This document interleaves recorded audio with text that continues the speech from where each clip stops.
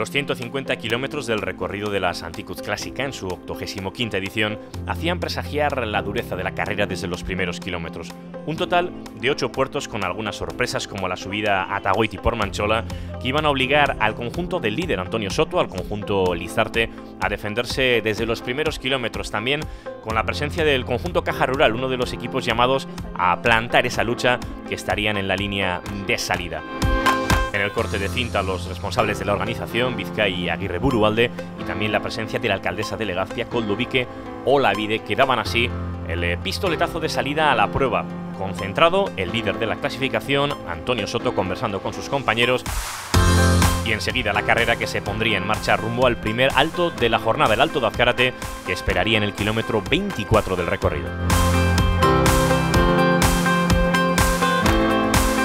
Con el banderazo del director de carrera se daría la salida oficial y los primeros ataques que estarían ya buscando sorprender a los equipos llamados a controlar la carrera.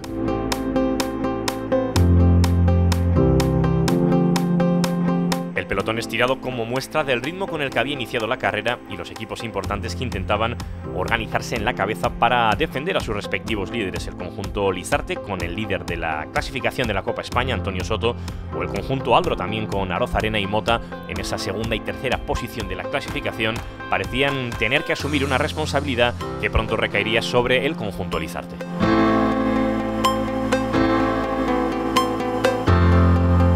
Aldro metía en la primera fuga del día a Víctor Zuco, acompañado en imágenes de Joan Ruiz del Supermercados Freud, y junto a ellos se compondría un octeto de cabeza con Jorge Pastor del Polartec, Joel Nicolau del Caja Rural, Julen Amarica del Telco Ederland, Aritz Cortabarría del Eulen, Carlos Álvarez del Gomur y Miquel Faust del Escribano. La moto que marcaba los 38 segundos de referencia y la fuga que enseguida estaría afrontando las primeras rampas del Alto de Astiria, el segundo puerto de la jornada, que estaría ubicado en el kilómetro 55 de la carrera.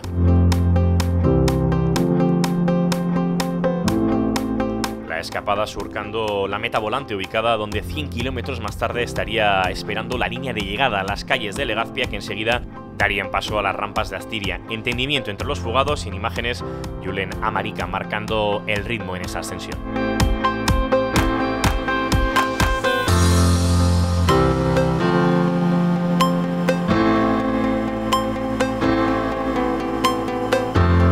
Entre tanto, por detrás se organizaba el conjunto Lizarte, que además del propio líder de la clasificación, tendría a Parra, Galván, Adrià, Berrade, Márquez y Sáenz en la línea de salida, trabajando para intentar controlar una carrera a la que aún quedaban 95 kilómetros y 6 puertos por delante.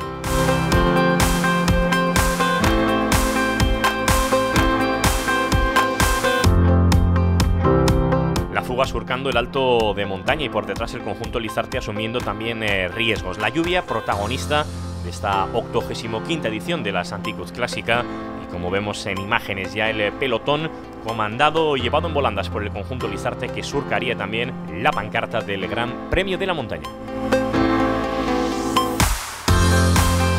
Atentos a la rueda de los hombres de Lizarte, el conjunto Caja Rural, con un hombre en la fuga y también con los vencedores de las dos últimas citas de la Copa España, Antonio Gómez, que había vencido en la clásica de Torredonjimeno, y David González, que había sido el vencedor en el Memorial Montparler. El conjunto Lizarte conseguiría echar abajo esa fuga de 8 corredores, aunque algunos de ellos volverían a formar parte de ese nuevo grupo cabecero compuesto por 18 corredores. El nuevo grupo de cabeza comenzaría a subir la segunda pasada por Astiria con 20 segundos de ventaja, pero en la cima se convertirían ya en minuto y medio sobre un pelotón en el que ningún bloque tomaba la iniciativa.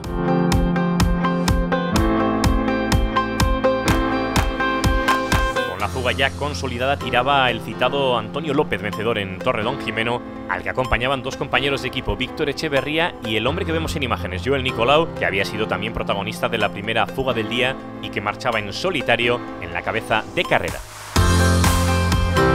La carrera transitaba por el alto de montaña de Liernia con 55 kilómetros aún para la línea de llegada. En ese grupo de 18 corredores marcaban el ritmo dos hombres del conjunto Aldro, Víctor Zuco y el segundo clasificado de la Copa España, Jesús Arozamena. A su rueda estaría atento colocado Antonio Gómez, también el corredor del conjunto Caja Rural. El líder Antonio Soto del Lizarte no estaba en la fuga y por tanto veíamos trabajar constantemente al brasileño Zuco en favor de los intereses de Arozamena, segundo clasificado en esa clasificación de la Copa España.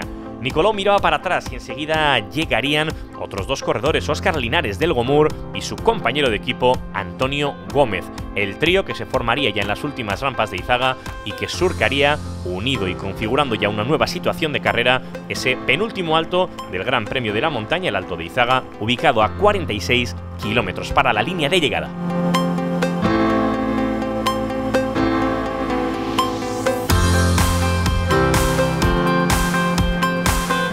De cabeza surcando la última meta volante de la jornada por las calles de Legazpia, justo antes de iniciar el ascenso a Tagoiti por Manchola, también apodado como Kinterberg, donde el trío conseguiría mantenerse unido, pero sin embargo el resto de ese grupo de 18 hombres, el grupo perseguidor, se descompondría por completo ante la dureza de las rampas. 900 metros al 12% de desnivel, con rampas que alcanzan el 21 en sus momentos más duros.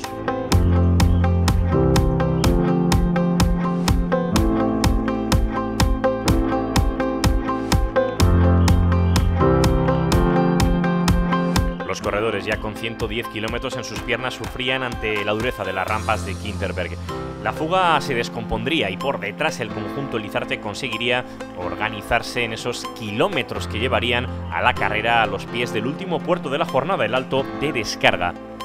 Los ánimos para los ciclistas en el Alto de Kinterberg, uno de los puntos preferidos de los aficionados para ver la carrera y animar a los ciclistas, además ubicados muy cerca de la línea de llegada.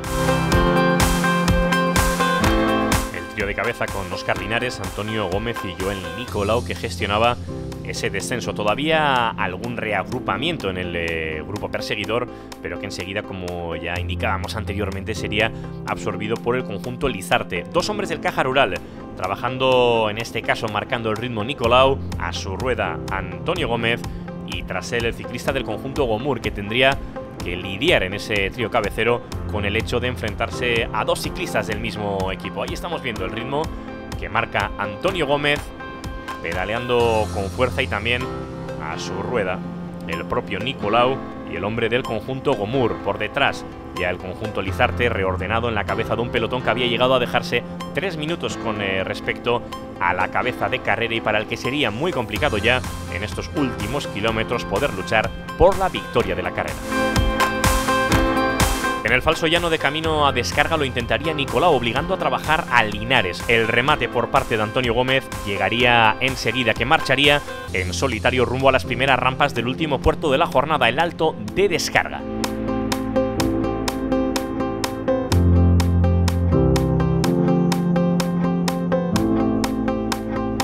Óscar Linares, que intentaba no perder la calma, pero que se veía incapaz de responder al ataque del ciclista cordobés del conjunto Caja Rural, cumpliendo su tercera temporada en el ciclismo procedente del triatlón. El vencedor de Torredón, Jimeno, mostraría ya su superioridad al resto de corredores. El pelotón, reorganizado por detrás, conseguiría acercarse hasta las posiciones de Nicolau y de Linares, pero para entonces Antonio Gómez había emprendido un camino sin vuelta atrás rumbo a la línea de meta de la Santi-Cuz Clásica, la línea de meta de Legazpia.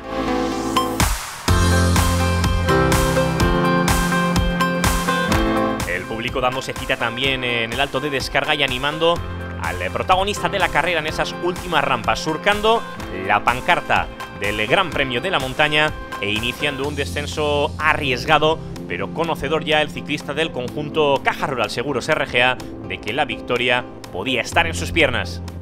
Y entre tanto el público en meta, que esperaba para aplaudir al vencedor. Con 42 segundos Antonio Gómez se imponía a Elías Tello y a su compañero Sergio Román Martín. Antonio Soto, en sexta posición, mantendría el liderato de la Copa España. Sí, el equipo ha estado de 10, se ha portado súper bien. Joel me ha ayudado mucho y al final he tenido las piernas para rematar. Ahí no se nos podía escapar. Tenemos que jugar nuestras opciones y lo hemos hecho, yo creo que mejor, imposible.